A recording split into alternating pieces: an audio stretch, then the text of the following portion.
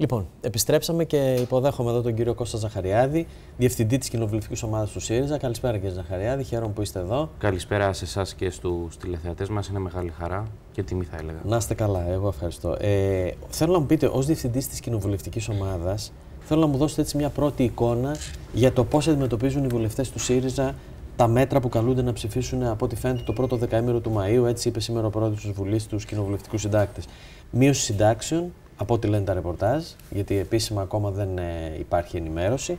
Μείωση αφορολόγητου, απελευθέρωση αγοράς ενέργειας, ανοιχτά καταστήματα τις Κυριακές φαίνεται να ζητάει το Διεθνές Νομισματικό Ταμείο, μείωση δημοσίου μέσω κινητικότητας και αξιολόγησης και πολλά άλλα. Όλα αυτά πώς αισθάνονται οι βουλευτές οι οποίοι καλούνται να τα ψηφίσουν, άνθρωποι που πίστευαν και έλεγαν τόσα χρόνια εντελώς διαφορετικά πράγματα από αυτά? Καταρχήν και οι βουλευτές του ΣΥΡΙΖΑ, όπως και όλοι οι πολίτες, βιώνουν τις δυσκολίες μέσα στην κοινωνία, μέσα από τον κοινωνικό τους περίγυρο, αφού γκράζονται τα κοινωνικά προβλήματα. Προφανώς υπάρχει σκεπτικισμός και η αγωνία που υπάρχει και στην ίδια την κοινωνία. Βλέπουμε τις δυσκολίες, βλέπουμε όμως και τα θετικά βήματα. Και δεν θα σας πω για τα θετικά βήματα όσον αφορά τα αντίμετρα, που όλοι πια ξέρουμε ότι για όσα αρνητικά και οδυνηρά μέτρα θα πάρουμε, και αναφερθήκατε σε κάποια εσείς, θα δούμε ποιο θα είναι το τελικό πακέτο και τότε θα σχολιάσουμε. Άλλα τόσα, ακριβώς τα ίδια χρηματικά, θα είναι τα αντίμετρα. Δύο λεπτά. Επειδή αυτό το ακούω πολύ να λέγεται, το περίφημο δημοσιονομικά ουδέτερα τα μέτρα, μπορείτε να μου εξηγήσετε τι έννοια έχει, αν τα μέτρα είναι δημοσιονομικά ουδέτερα, όπως λέει ο Πρωθυπουργός και μου λέτε κι εσείς, γιατί ο Ντάισελμπλουμ μας απειλεί ότι αν δεν πετύχουμε τους στόχους θα φέρουμε πιο μπροστά τα μέτρα που λαμβάνουμε τώρα? Τι έννοια έχει το δημοσιονομικά ουδέτερο, εάν πρόκειται? Σας ευχαριστώ για την ερώτηση. Εξαρτάται από το πλεόνασμα αν θα πάρουμε τα αντίμετρα. Δίνεται τη δυνατότητα να δοθεί μια απάντηση η οποία έχει μαζευτεί γύρω της πολύς επικοινωνιακός κουρνιαχτός. Όλες οι χώρες οι οποίες βρίσκονται σε πρόγραμμα προσαρμογής έχουν θέσει για τους εαυτούς τους και σε συμφωνία με τους όποιους επίτροπους κάποιους δημοσιονομικούς στόχους. Ναι. Για μας αυτός ο στόχος για κάποια χρόνια θα είναι το 3,5%. Προσπαθούμε τα λιγότερα δυνατά. Υψηλό πλεόνασμα. Άρα λοιπόν είναι υψηλό. Θα σας πω, μισό λεπτό να δίνω τις απαντήσεις, να ολοκληρώνονται και θα τα πούμε και τα ματωμένα και τα μη ματωμένα και τα χρήματα από τους φόρους και τα χρήματα από τη φοροδιαφυγή και την εισφοροδιαφυγή και όλα. Άρα λοιπόν όλες οι χώρες που βρίσκονται σε πρόγραμμα ή στην οποιαδήποτε μορφή επιτήρησης έχουν να πετύχουν κάποιους στόχους. Τι πρέπει να κάνουν αν αποκλίνουν αυτούς τους στόχους? Να κάνουν προσπάθεια διόρθωσης. Μάλιστα. Έτσι λοιπόν οι εκτιμήσεις και στην ελληνική πλευρά, αλλά τώρα συμφωνεί και το Διεθνές Νομισματικό Ταμείο, είναι ότι ψηφίζονται και εφαρμόζονται μέτρα και αντίμετρα και το μείγμα θα βγαίνει. Κύριε Κουβαρά, εδώ δεν συζητάμε εάν θα μπορέσουμε να πιάσουμε τους στόχους που όντως ήταν και παραμένουν υψηλοί δημοσιονομικά. Το 2016 κατορθώσαμε να πιάσουμε το στόχο ο οποίος αντιστοιχούσε στο 2018. Ναι. Και αυτό είναι μια μεγάλη επιτυχία όχι μόνο της ελληνικής κυβέρνησης και του οικονομικού επιτελείου, αλλά κυρίως του ελληνικού λαού. Εσείς τώρα έχετε γίνει, ένα λεπτό, εσείς τώρα έχετε γίνει υποστηρικτές των μεγάλων πλεονασμάτων, διότι αυτά τα αποκαλούσατε ματωμένα πλεονάσματα στο παρελθόν. Δηλαδή, όταν έκανε θυσίες ο ελληνικός λαός για να πετύχει πλεόνασμα, εσείς μιλάγατε για ματωμένα πλεονάσματα. Τώρα τι είναι τα ματωμένα πλεονάσματα, είναι το ιδανικό σας? Όχι, δεν είναι το ιδανικό μας. Προσπαθούμε μέσα σε ένα πολύ συγκεκριμένο πλαίσιο. Όταν πιάνουμε υψηλούς και δύσκολους στόχους, έχουμε κάθε λόγο να εκφράζουμε ένα αίσθημα ανακούφισης για το γεγονός ότι πετύχαμε κάτι που αν δεν το πετυχαίναμε θα έπρεπε να πάρουμε περαιτέρω μέτρα για να το πετύχουμε. Όταν δεν καταφέρνουμε αυτό και το ξεπερνάμε και 5 και 6 και 7 και 8 φορές, αυτό έχει μια ιδιαίτερη σημασία όταν αυτοί οι οποίοι είναι αντίπαλοι στο τραπέζι διαπραγμάτευσης προέβλεπαν αποτυχία, κατάρρευση. Θέλω να σας θυμίσω μάλιστα ότι υπάρχουν και πολλά δημοσιεύματα στα οποία ανέτρεξα εγώ στο ίντερνετ τις προηγούμενες μέρες με ημερομηνία Μάιος, Ιούνιος και Ιούλιος 2016 και μιλάγανε για κόφτη από το Δεκέμβρη του 2016 και τους πρώτους μήνες του 2017. Τι θέλω να πω με αυτό, κύριε Κουβαρά? Δεν έχουμε αλλάξει γνώμη. Θέλουμε χαμηλότερα πρωτογενή πλεονάσματα. Θέλουμε βαθύτερη. Ναι, αλλά η Ελλάδα, τα ψηλότερα. Κύριε Κουβαρά, από το 2010 και μετά δεν κάνει αυτό που θέλει. Κάνει αυτό το οποίο συμφωνεί, κύριε Κουβαρά. Τι έννοια έχει να ξέρουμε τι θέλετε? εφόσον κάνετε συγκεκριμένα πράγματα. Έχει έννοια. Τι έννοια έχει να μας λέτε ότι δεν θέλετε αυτά που κάνετε? Έχει έννοια να συγκρίνουμε την κατάσταση την οποία παραλάβαμε, για παράδειγμα, στο ύψος των πρωτογενών πλεονασμάτων. Η Νέα Δημοκρατία το έχει αφήσει στο 4,5%. Εμείς μπορέσαμε να κάνουμε μια διαπραγμάτευση και το μικρύναμε μια μονάδα. Μακάρι η επόμενη κυβέρνηση, που εγώ λέω θα είναι η δική μας κυβέρνηση, να μπορέσει, έχοντας η χώρα ισχυροποιηθεί και δημοσιονομικά και διαπραγματευτικά, να το χαμηλώσει ακόμα παραπάνω. Μακάρι να αλλάξει η δημοσιονομική στρατηγική της Ευρώπης, κύριε Κουβαρά, και η επόμενη ελληνική κυβέρνηση, που κατά τη γνώμη μου θα είναι η κυβέρνηση του Αλέξη Τσίπρα, να έχει ένα πιο εύκολο πεδίο. Λοιπόν, αλλά δεν θα στεναχωρεθώ για το γεγονός ότι πετύχαμε τους στόχους. Όχι, όχι, 2 λεπτά. Επειδή οι στόχοι είναι αυτοί που θα κρίνουν και τα αντίμετρα. Θέλω να μου εξηγήσετε κάτι. Ας πούμε ότι πετυχαίνετε τους στόχους και ότι έρχονται τα μέτρα μαζί με τα αντίμετρα. Δηλαδή, ο συνταξιούχος που θα του κοπεί η σύνταξη θα έχει ως αντίμετρο ότι θα μοιράσετε γεύματα σε ευπαθείς ομάδες στα σχολεία. Έχετε απόλυτο δίκιο. Είναι προφανές στον οποίο χτυπάνε τα μέτρα. Ότι κάποιοι θα επιβαρυνθούν από τη νέα δημοσιονομική ισορροπία και αντίστοιχοι θα ευνοηθούν από την ίδια δημοσιονομική ισορροπία. Ο συνταξιούχος, λοιπόν, όπως φαίνονται τα πράγματα, για κάποιους από αυτούς ίσως θα υπάρξουν κάποιες περικοπές στις συντάξεις. Όμως, στον οικογενειακό προϋπολογισμό, στον κουμπαρά, διότι στην Ελλάδα είναι πάρα πολύ ισχυρός ο θεσμός της οικογένειας, αυτό θα αναπληρωθεί από το επίδομα για το ενίκιο του σπιτιού, για το επίδομα για το πρώτο παιδί, για το επίδομα για το δεύτερο παιδί, από τη χαμηλότερη συμμετοχή, τη μηδενική συμμετοχή στα φάρμακα μέχρι τα 700 ευρώ και μία σειρά άλλες διαδικασίες που, σας ξαναλέω, ισόποσα για την κοινωνία, αυτά που λένε. Και ίσως για κάποια από αυτά να είναι έτσι άδικα, πιεστικά, κάποιοι λένε φρικτά, βάρβαρα, τα ίδια, ακριβώς τα ίδια θα είναι και τα θετικά. Άρα δεν γίνεται τα μεν να τα λέμε πυρηνική καταστροφή και όλεθρο και τα δε ασπιρίνες. Δεν το βρίσκεται και εσείς λογικό, κύριε Κουβαρά? Τα μεν είναι σίγουρο ότι θα εφαρμοστούν, τα δε εφαρμόζονται μόνο υπό την προϋπόθεση της επίτευξης του πλεονάσματος, το είπαμε και πριν αυτό. Το θέμα είναι όμως άλλο. Υπάρχει κάποιος αναλυτής, οικονομολόγος, ειδικός, δημοσιογράφος που λέει η Ελλάδα που πέτυχε 4,1 μνημονιακό πλεόνασμα το 2016 δεν θα μπορέσει το 2018 με ανάπτυξη να πιάσει 3,5? Κοιτάξτε, τώρα να σας πω κάτι. Δεν θέλω να μπλέξουμε με τα νούμερα, γιατί είναι και λίγο άχαρο. Ας πούμε, είπε ο Πρωθυπουργός προχθές ότι αν τα παίρνετε τα μέτρα στο ξεκίνημα της διαπραγμάτευσης θα ήταν 42 φορές χειρότερα. Δεν φαντάζομαι ότι το εννοούσε αυτό που είπε. Ο Πρωθυπουργός. Εάν το εννοούσε, ο λογαριασμός είδατε που βγαίνει, περί τα 150 δις. Ναι, εντάξει. Ο Πρωθυπουργός είπε, για να τα απαντάμε ένα-ένα, ότι το Διεθνές Νομισματικό Ταμείο προέβλεπε ότι το πρωτογενές πλεόνασμα για το 2016 θα είναι στο 0,1% και βγήκε 4,1%. Αυτό είναι 41-42 φορές μεγαλύτερο. Αυτό είπε ο Πρωθυπουργός. Σημαίνει ότι τα μέτρα θα ήταν 42 φορές. Όχι, αυτό είπε. Το δεύτερον, κύριε Κουβαρά, επειδή ανοίγεται ένα διάλογο για το Διεθνές Νομισματικό Ταμείο και εδώ πρέπει να ξεκαθαρίσουμε κάποια πράγματα. Το Ταμείο από το 12 μέχρι το 14 που κυβερνούσε η Νέα Δημοκρατία, όπως παραδέχθηκε ο ίδιος κύριος Τόμσεν, ήταν πιο αισιόδοξο στις προβλέψεις του, έτσι τα χαρακτήρισε ο ίδιος, και ίσως να δημιουργούσε και σε κάποια μίντια μια αίσθηση ενός success story. Το θυμάστε, διάφοροι το λέγανε τότε κτλ. Από το 2015 μέχρι και το 2017 ήταν πιο απεσιόδοξο το Διεθνές Νομισματικό Ταμείο. Ο κύριος Τόμσεν το λέει, δεν το λέω εγώ. Και ίσως εγώ κάνω αυτήν την ερμηνεία, δημιουργούσε μια αίσθηση ενός destroy story, που και κάποια μίντια μπορεί να πίστευαν αυτό που έλεγε το Διεθνές Νομισματικό Ταμείο και να το εξέπεμπαν, να το μετέδιδαν. Τι αποδείχτηκε? Ότι αυτές οι αναλύσεις, από λάθος οικονομικό, είχαν μέσα και μια πολιτική διάσταση. Τέλος πάντων δεν ήταν σωστές. Και όλοι όσοι μας λέγανε ότι θα αποτύχουμε, θα βγούμε εκτός στόχων, δεν θα βγουν τα έσοδα, θα εκτροχιαστούμε, θα πάμε στον κόφτη, κάνανε λάθος. Αλλά δεν είναι ότι πολιτεύτηκε μόνο το Διεθνές Νομισματικό Ταμείο με αυτή τη στρατηγική αυτούς τους μήνες. Εδώ υπήρξε κόμματα της μείζωνος και της ελάσσονος αντιπολίτευσης, θεσμικοί τραπεζικοί παράγοντες, ειδικοί αναλυτές δημοσιογράφοι, δεν αναφέρομαι σε εσάς, οι οποίοι κουνάγανε κάθε μέρα τη βέργα, το δάχτυλο, το χάρακα, όπως θέλετε το πείτε το εσείς, για την πορεία της ελληνικής οικονομίας. Όλοι αυτοί από την ελληνική κοινωνία δεν θα ζητήσουν ένα συγγνώμη? Μια στιγμή, εσείς θα ζητήσετε ένα συγγνώμη για το ότι έχετε καθυστερήσει μια αξιολόγηση, την οποία τελικά θα κλείσετε με σκληρά μέτρα, με αυτά που από την αρχή σας ζήταγε το Διεθνές Νομισματικό Ταμείο, και αυτά θα εφαρμόσετε? θα ζητήσετε συγγνώμη γιατί καθυστερήσατε. Θα σας απαντήσω ένα-ένα, κύριε Κουβάρα. Και με αυτόν τον τρόπο βυθίζετε διαρκώς την ελληνική οικονομία. Οι όροι και οι προϋποθέσεις για να κλείσουμε εμείς την αξιολόγηση 5 Δεκέμβρη, να δεχτούμε τις εκτιμήσεις του Ταμείου και για την εκτέλεση του προγράμματος του 2016, που ήταν 42 φορές λάθος. Τα μέτρα ήταν ίδια. Και όχι, δεν ήταν τα ίδια. Δεν ήταν τα ίδια. 3,6 μας ζητούσαν και τότε. Όχι, μας ζητάγανε 4,2 δις,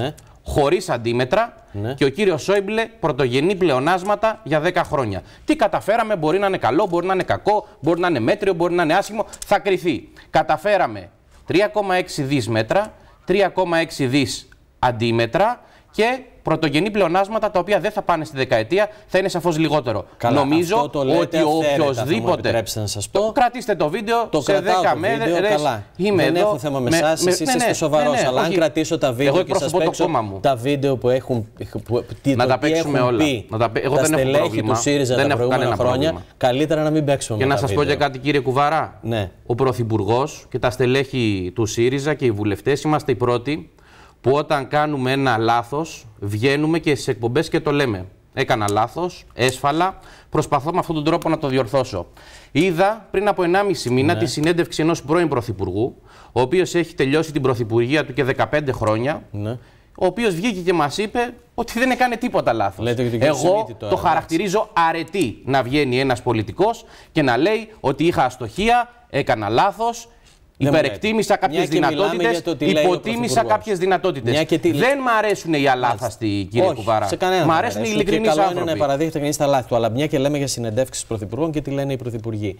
Εσείς δεν βλέπετε κοινωνική αντίδραση στην πολιτική που εφαρμόζεται, διότι ο πρωθυπουργός προχτές είπε στον Νίκο Χατζηνικολάου ότι δεν υπάρχει αντίδραση, διότι ο κόσμος δεν κάνει συγκεντρώσεις στον δρόμο όπως έκανε στο παρελθόν και επίσης ο κόσμος έφυγε για το Πάσχα.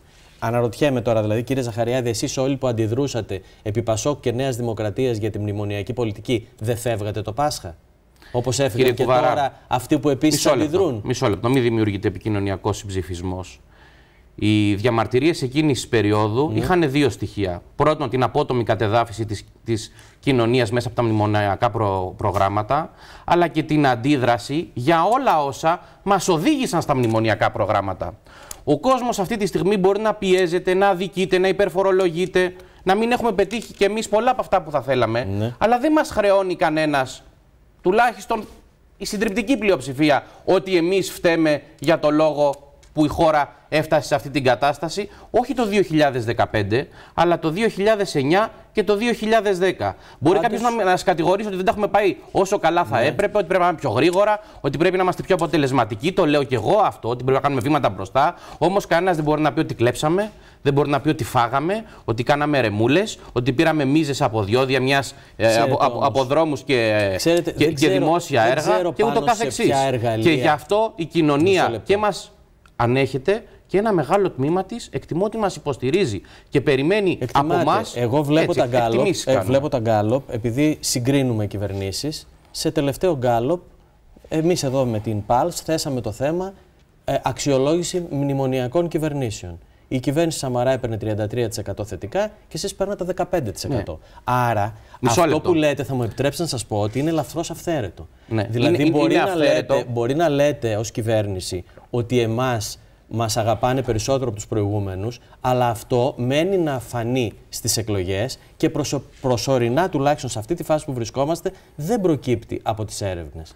Και θέλω να Κύριε Κουβαρά, δεν θέλω να το αφήσω ασχολίαστο. Μήπως ο Πρωθυπουργός, επιμένω, είναι κλεισμένος σε ένα γυάλινο πύργο, όπως και πολλοί άλλοι πρωθυπουργοί πριν από αυτόν? Δηλαδή, όταν τον ρωτάει προχθές ο Χατζηνικολάου για τον ελεύθερο επαγγελματία και το φόρο και τις εισφορές που πληρώνει και του λέει ότι πληρώνει 70%, και ο Πρωθυπουργός δίνει την εντύπωση ότι αυτό δεν είναι αλήθεια και δεν ισχύει και το σημειώνει στο μπλοκάκι. Ένα λεπτό, γιατί γίνονται πολλά. Ξέρουμε όλοι ότι είναι τόσο. Και θέλω να τα απαντήσω ένα-ένα. Είναι λογικό στο χρονικό σημείο 0 που ρωτάς έναν πολίτη αν περνάς δύσκολα επί Τσίπρα να υφίσταται αυτή την πίεση και να έχει μια χρονική απόσταση από το πώς περνούσε με τις κυβερνήσεις του κυρίου Σαμαρά, του κυρίου Παπαδήμου και του κυρίου Παπανδρέου. Αυτό μπορούν να το διαπιστώσουν όλοι σε οποιοδήποτε ερώτημα θέσουν στη ζωή τους. Και γενικά εμείς έχουμε και ένα σαν πρόβλημα, να το πούμε, μην το πω ελάττωμα, πολλές φορές πάμε στην ωρεοποίηση του παρελθόντος, που είναι λάθος και είναι άδικο και για το παρόν, αλλά κυρίως για το μέλλον της χώρας. Άρα πρέπει να είμαστε. Το πιο παρελθόν είναι ο Γιώργος Παπανδρέου, η κυβέρνησή του, που παίρνει 10%. Όχι, παίρνει λιγότερο από όσο παίρνετε εσείς τώρα. Η παλιότερη κυβέρνηση, αν ισχύει αυτό που λέτε, θα έπαιρνε και ο Παπανδρέου ψηλό ποσοστό. Κύριε Κουβαρά, ναι, διότι κοιτάξτε τι έχει γίνει. Έχει γίνει και μια ανατροπή στο εσωτερικό του εκλογικού σώματος. Δηλαδή, ένα κομμάτι των προοδευτικών δημοκρατών, σοσιαλδημοκρατών ψηφοφόρων έχει μετατοπιστεί προς το ΣΥΡΙΖΑ, ενώ το κομμάτι της Νέας Δημοκρατίας μπορεί να έχει υποστεί μια συγκεκριμένη συρρίκνωση, αλλά ο κύριος όγκος των δυνάμεων είναι συσπηρωμένες και γύρω από αυτό το κόμμα. Δεν ξεκίνησε όμως η χώρα τη διαδρομή της ούτε με τον κύριο Παπανδρέου το 2010, ούτε με τον Αλέξη Τσίπρα το 2015. Καν μερικοί λες και προσγειώθηκαν στη χώρα χτες. Ας κάτσουμε να σκεφτούμε πώς ήταν επί κυβερνήσεων Σιμίτη, επί κυβερνήσεων Καραμανλή, πώς φτάσαμε εδώ πέρα. Έβλεπα προηγουμένως το ρεπορτάζ σας για την αποφυλάκηση του κυρίου Τσοχατζόπουλου. Και πολλοί βλέπω στα social media κάνουν στο Twitter ιδίως και διάφορα χιουμοριστικά σχόλια κτλ. Αν σκεφτεί κάποιος πώς περνάγαμε όταν ο Τσοχατζόπουλος, λέω επειδή το έχει πει η δικαιοσύνη, δεν θέλω να κάνω τον δικαστή εγώ, έτρωγε τα λεφτά στα διάφορα εξοπλιστικά, μια χαρά περνάγαμε, κύριε Κουβαρά. Και ήταν και παρολίγο πρωθυπουργός. Καταλαβαίναμε τις μέρες που ο κύριος Τσοχατζόπουλος, πιθανόν ο κύριος Παπαντονίου, αυτές τις μέρες που ο κύριος Σιμίτης μας περιέγραψε ως ότι υπήρχε ένα κοινωνικό φαινόμενο. Η διαφορά δηλαδή, εγώ, εσείς, ο κύριος που κάθεται πίσω από την κάμερα, στο κοντρόλ, όλοι. Είχαμε αυτή την κοινωνική συνήθεια, τέλος πάντων. Καταλαβαίναμε ότι η χώρα σε 10, σε 20, 30 χρόνια υπερχρεώνεται, δεν φτιάχνει την παραγωγική της βάση και θα καταστραφεί. Όχι. Ισχυρίζομαι λοιπόν, κύριε Κουβαρά, ότι αντιστρόφως εμείς αυτή τη στιγμή βάζουμε υγιή θεμέλια στην οικονομία και στην κοινωνία για να χαράξουμε ένα βιώσιμο και δίκαιο μέλλον. Δηλαδή και αυτές οι υγιή θεμέλια τα οποία ξεκίνησαν η κυβέρνηση Παπανδρέου, η κυβέρνηση Παπαδήμου, η κυβέρνηση Σαμαρά. Όχι, δεν είναι έτσι. Συνεχίζεται αυτά τα υγιή θεμέλια. Εμείς ασκήσαμε μια συγκεκριμένη κριτική. Ο κύριος Μοσκοβισή, για παράδειγμα, είπε ότι η Ελλάδα τα 3 τελευταία χρόνια που κυβερνάει ο Τσίπρας και ο ΣΥΡΙΖΑ με τη συγκεκριμένη κυβέρνηση κάνανε μεταρρυθμίσεις και αλλαγές που θα έπρεπε η χώρα να έχει κάνει τα τελευταία 15 χρόνια, που δεν κυβερνούσε ο Τσίπρας και ο ΣΥΡΙΖΑ, κυβερνούσαν οι προηγούμενοι που φτάσαν τη χώρα και στη χρεοκοπία. Και ο κύριος Ρέκλινγκ και ο κύριος Ντομπρόφσκης λένε ότι επί των ημερών σας χρεώθηκε η ελληνική οικονομία. Αλλά είναι μια συζήτηση, 80 δεν χρεώθηκε. Δεν χρεώθηκε. Με τη διαπραγμάτευση του πρώτου εξαμήνου. Υπήρξε μια διαδικασία σκληρής πολιτικής σύγκρουσης που νομίζω και ο Πρωθυπουργός είπε κάποια πράγματα προχθές, αλλά κατά τη γνώμη μου ήταν απαραίτητη προϋπόθεση. Ίσως όχι, δεν μπορεί να πει κανείς ότι όλα όσα έγιναν ήταν απολύτως σωστά, ούτε κανείς μπορεί να το ισχυρίζεται αυτό το πράγμα, λες και μια διαδικασία ιστορικής αποτίμησης είναι ένα Ευαγγέλιο, αλλά νομίζω ότι ήταν απαραίτητο να χάσετε 6 μήνες και μερικά δις, σε μια Ευρώπη, να κλείσετε τις τράπεζες, να τα κάνετε όλα αυτά, ήταν απαραίτητη προϋπόθεση για να κάνετε αυτά που κάνανε οι προηγούμενοι. Σε μια Ευρώπη που βλέπουμε να υπάρχει μετατόπιση του κέντρου εξουσιών και της λαϊκής κυριαρχίας και της απόφασης των πολιτών και αναντιστοιχεία της εκλογικής βάσης με την ασκούμενη πολιτική, νομίζω ότι η προσπάθεια η οποία κάναμε το 2015 και η σφοδρή σύγκρουση με το λαό μαζί μας και δίπλα μας ήταν απαραίτητο ώστε να αφυπνιστούν και συνειδήσεις σε όλες τις ευρωπαϊκές χώρες. Από τότε μέχρι σήμερα και με πολλά αποτελέσματα έχουμε δει ότι αν δεν αλλάξει αυτή η Ευρώπη που εμείς υποστήκαμε τη σκληρότητα της το 2015 και την υφιστάμεθα και σήμερα, ίσως να μην έχει μέλλον έτσι όπως την έχουμε γνωρίσει. Μια και ερχόμαστε στην Ευρώπη, θέλω να μου πείτε πώς αισθάνεστε που ο υποψήφιος που υποστηρίξατε στη Γαλλία, ο κύριος Μελανσόν, επιμένει να μην καταψηφίζει στο δεύτερο γύρο τη Λεπέν. Η Λιμπερασιόν σήμερα έχει ένα άρθρο και τον καλεί να βγάλει την κόκκινη καρφίτσα από το πέτο του. Του λέει: ας την κόκκινη καρφίτσα, εφόσον δεν έχεις το θάρρος να πεις υποστηρίζω τον Μακρόν και όχι τη Λεπέν. Πώς αισθάνεστε για αυτή την επιλογή? Κάνατε μια επιλογή, παραμονές εκλογών, και θέλω να μου πείτε ειλικρινά αν νιώθετε ότι η στάση του Μελανσόν σας εκθέτει για την επιλογή που κάνατε. Νομίζω ότι είναι δύο διαφορετικά ζητήματα. Εμείς, σαν ΣΥΡΙΖΑ και εγώ προσωπικά αρκετά έγκαιρα, ταχθήκαμε υπέρ της υποστήριξης του Εμμανουέλ Μακρόν στο δεύτερο γύρο. Χωρίς υποσημειώσεις, χωρίς αστερίσκους.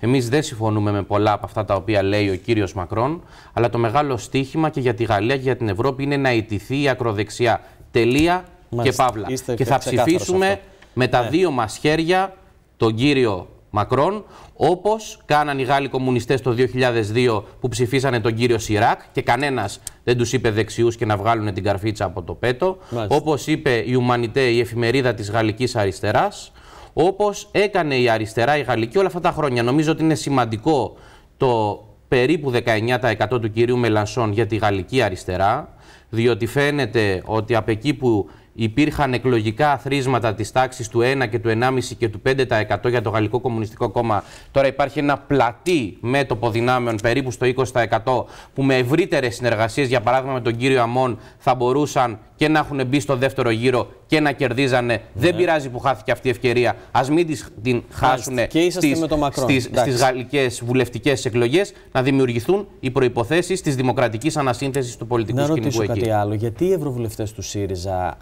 διάλεξαν την αποχή στην καταψήφιση του καθεστώτος Μαδούρο? Θεωρείτε ότι αυτά που κάνει αυτή τη στιγμή ο Μαδούρο στη Βενεζουέλα δεν χρήζουν καταψήφισης? Δηλαδή δεν θα έπρεπε να τοποθετηθεί κανείς απέναντι στην καταπάτηση ανθρωπίνων δικαιωμάτων σε όλα αυτά τα οποία παρακολουθούμε στη Βενεζουέλα? Νομίζω ότι είναι σαφείς και οι δημοκρατικές θέσεις και η τοποθέτηση και του ΣΥΡΙΖΑ σαν κόμμα και των ευρωβουλευτών του.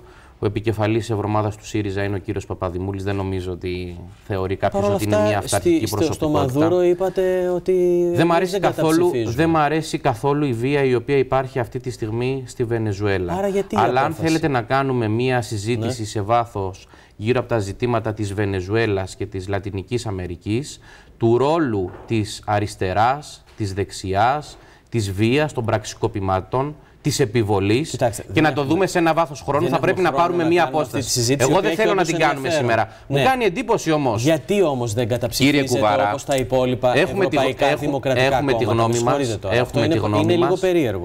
Μου λέτε ότι είσαστε εναντίον των μεθόδων, αλλά δεν καταψηφίζετε. Δεν το θεωρώ. Κοιτάξτε, όταν έρχεται ένα ψήφισμα έχει ένα περιεχόμενο.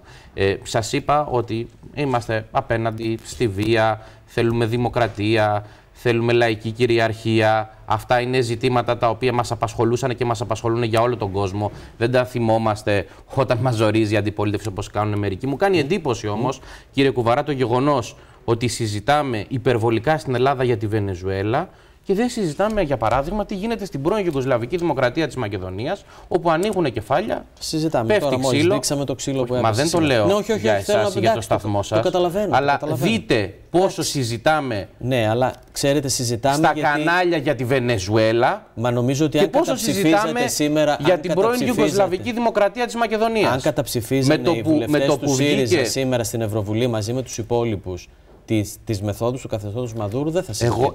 Εγώ δεν κατάλαβα, κύριε Κουβαρά, γιατί την επόμενη μέρα που έκλεισε η συμφωνία του Eurogroup της Βαλέτα, ο χρόνος της υπόθεσης Μαδούρο, Βενεζουέλα, Καπρίλες, συγκρούσεις, βία, πενταπλασιάστηκε. Μάλιστα. Δεν το κατάλαβα αυτό ποτέ. Και σας λέω ότι ήμουνα και είμαι απέναντι στη βία. Όπως είχα ανατριχιάσει όταν σκοτώθηκε από την Ιταλική αστυνομία ο Κάρλο Τζουλιάνι, ο Ιταλός διαδηλωτής, το 2003 ή 2004, αν θυμάμαι καλά, στο φόρουμ της Φλωρεντία, έτσι, για κάθε ανθρώπινη ζωή δεν θεωρώ ότι υπάρχει καλή και κακή βία. Είμαι αντίθετο στη βία. Θέλω πριν κλείσουμε άλλο ένα θέμα να σας θέσω. Ακούσαμε σήμερα τον κύριο Σκουρλέτη να τα βάζει ευθέως με την Εκκλησία. Υποστηρίζοντας ότι ο Αρχιεπίσκοπος ουσιαστικά στηρίζει τη Νέα Δημοκρατία. Αυτό είπε ο κύριος Σκουρλέτης. Η άποψη αυτή θέλω να ρωτήσω, είναι συνολική άποψη της κυβέρνησης ή προσωπική άποψη του κύριου Σκουρλέτη?